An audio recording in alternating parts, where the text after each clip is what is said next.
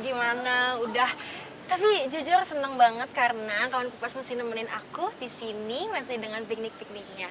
Jadi kan kita udah bahas bareng ya 4 makanan pembuka. Tapi jangan kenyang dulu karena sekarang kita akan bahas makanan inti. Ada 4 juga. Ini makanan yang mengenyangkan semua pokoknya. Kalau gitu, kayaknya kita langsung masuk ke makanan pertama aja ya. Nasi tapi pakai daun. Tahu nggak nih? Kalau gitu kita langsung aja, mari kita kupas.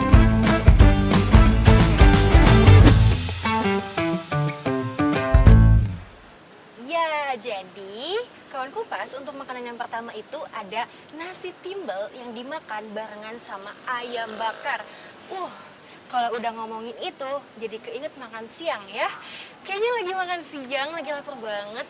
Aduh, ada nasi timbel, ada ayam bakar tuh kayak suatu hal perpaduan yang kombonya tuh nikmat banget. Apalagi pakai sambal ataupun pakai lalapan. Pokoknya nikmat banget. Nah, ternyata makanan yang sehari-hari kita suka makan itu punya sejarah yang benar-benar membuat kayak wah ternyata dulu kayak gini.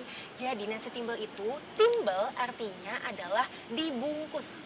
Dan dulu zaman dahulu itu para petani masyarakat Sunda Jawa Barat ini mau pada bekerja sebagai petani. Nah mereka kan harus bekal makanan ya, jadi mereka harus ngebungkus makanan.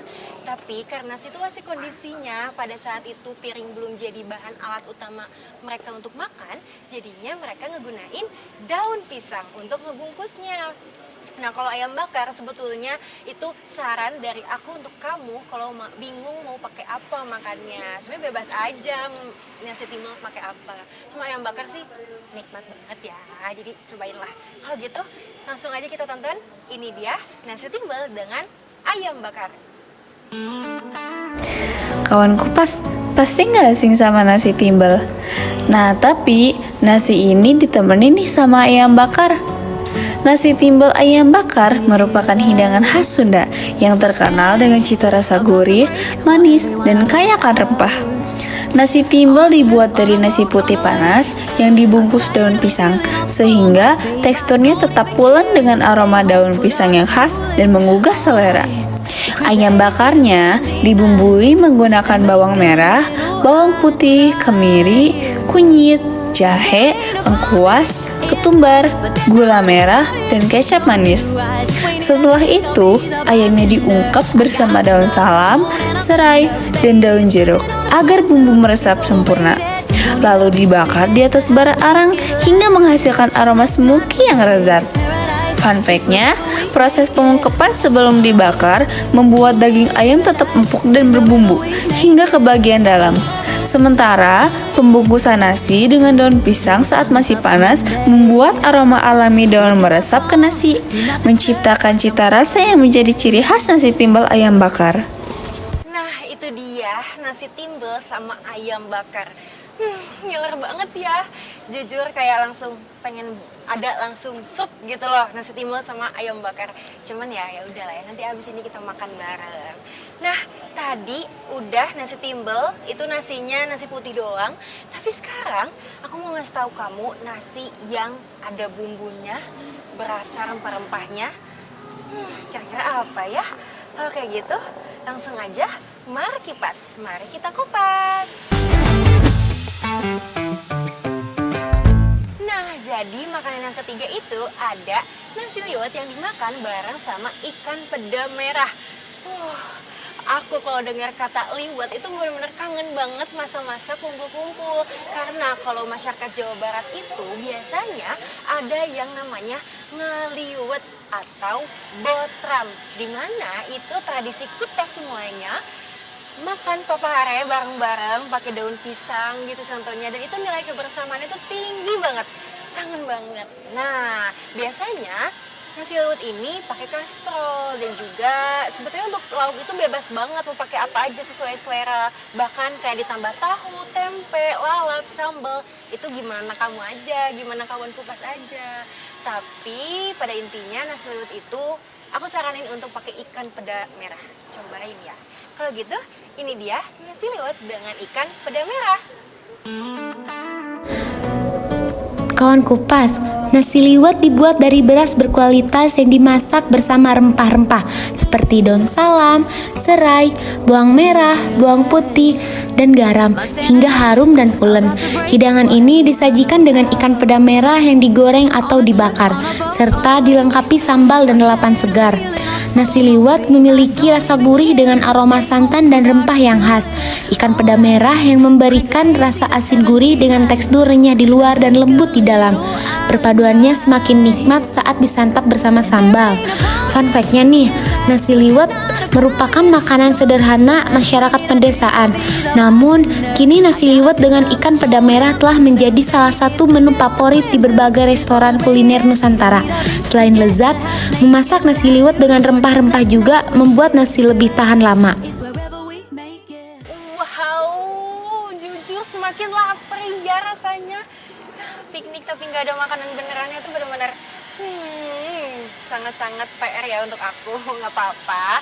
Nah, jadi nasi liwet tadi udah kelihatan kan gimana menggodanya, menggiurkannya, rempah-rempahnya, lauknya. Jadi pokoknya kalian harus cobain ngeliwet atau ngebotram ya. Nah, selanjutnya setelah ini ada kayak nasi timbel tadi, manfaatin daun pisang, tapi ini nggak pakai nasi.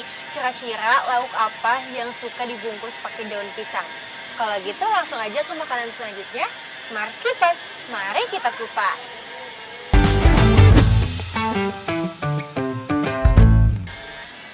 Ya, jadi makanan ketiga itu adalah pepes ikan. Siapa nih kawan kupas yang udah tahu pepes ikan? Ikan yang dibumbuin terus dibungkus pakai daun pisang dan juga dikukus dulu, habis itu dibakar biar lebih smoky.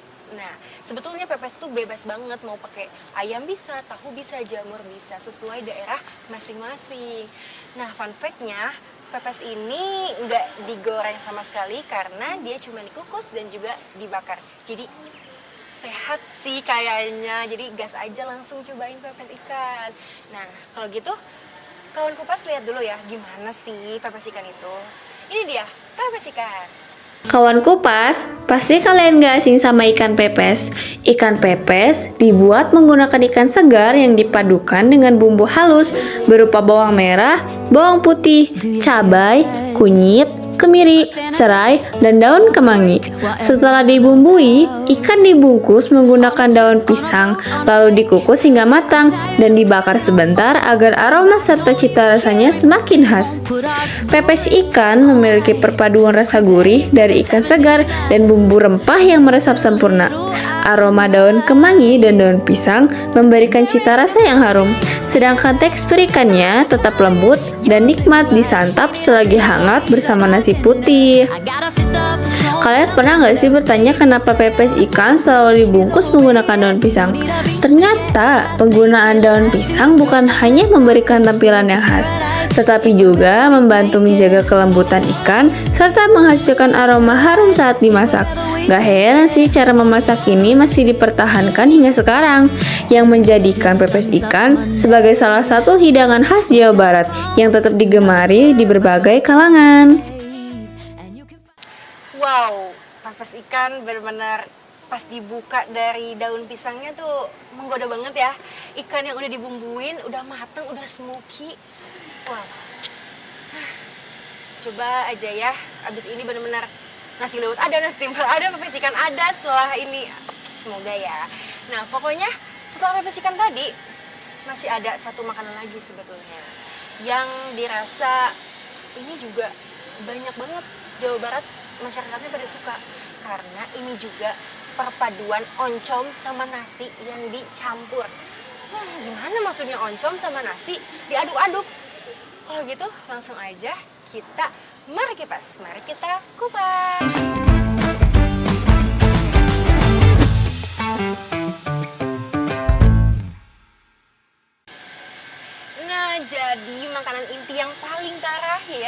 nasi-nasian yang kawan kupas harus cobain, aku rekomendasiin terakhir itu ada di nasi TO atau nasi tutug oncom. Dimana nasinya itu, oncomnya itu dibakar dulu, terus dibejek-bejek dulu sampai halus, baru digaloin, diaduk-aduk sama nasi. Terus makannya pakai ayam goreng.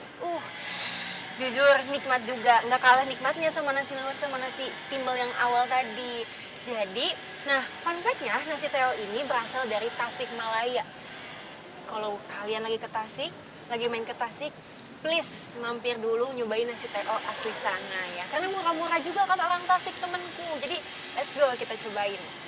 Nah nasi TO ini yang pasti bebas juga pakai apa aja. Tapi ayam goreng kayaknya aku rekomendasiin banget lah. Jadi langsung aja nonton gimana tayangan dari nasi tutug oncom. Ini dia nasi tutug oncom. Kawan kupas, tahu gak sih nasi tutug oncom itu terbuat dari apa? Nasi tutug oncom dibuat dari nasi putih yang hangat dicampur dengan oncom bakar atau tumis.